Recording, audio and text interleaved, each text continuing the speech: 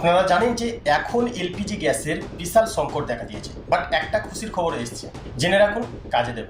আগে আমাদের এক মাসে প্রায় 2টি গ্যাস সিলিন্ডার বুক করা যেত, মানে বছরে আপনি 12টা গ্যাস সিলিন্ডার বুক করতে পারতেন।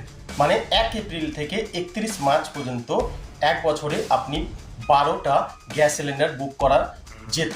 এর মধ্যে আরও এক্সট্রা আপনি প্রয়োজনে 3টি গ্যাস সিলিন্ডার বুক করতে পারতেন। মানে টোটাল এক বছরে 15টা গ্যাস সিলিন্ডার আপনি বাড়িতে ইউজ করার জন্য বুক করতে পারতেন। বাট এখন এলপিজির ক্রাইসিসের জন্য এটা অনেক সমস্যা দিয়েছে, অনেক মানুষ সংকটে পড়েছে।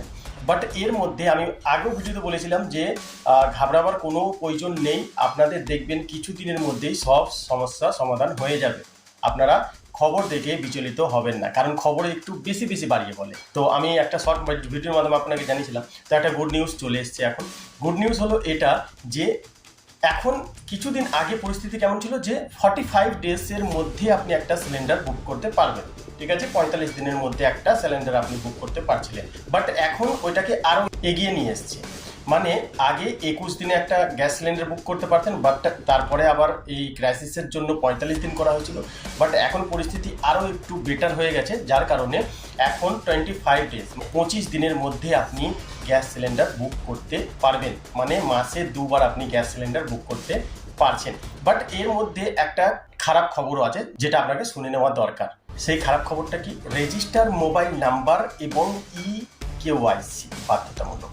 আপনার কেওয়াইসি আপডেট না থাকলে বুকিংয়ের সমস্যা দেখা দিতে পারে, তাই কেওয়াইসি আপডেট অবশ্যই করে নেবেন।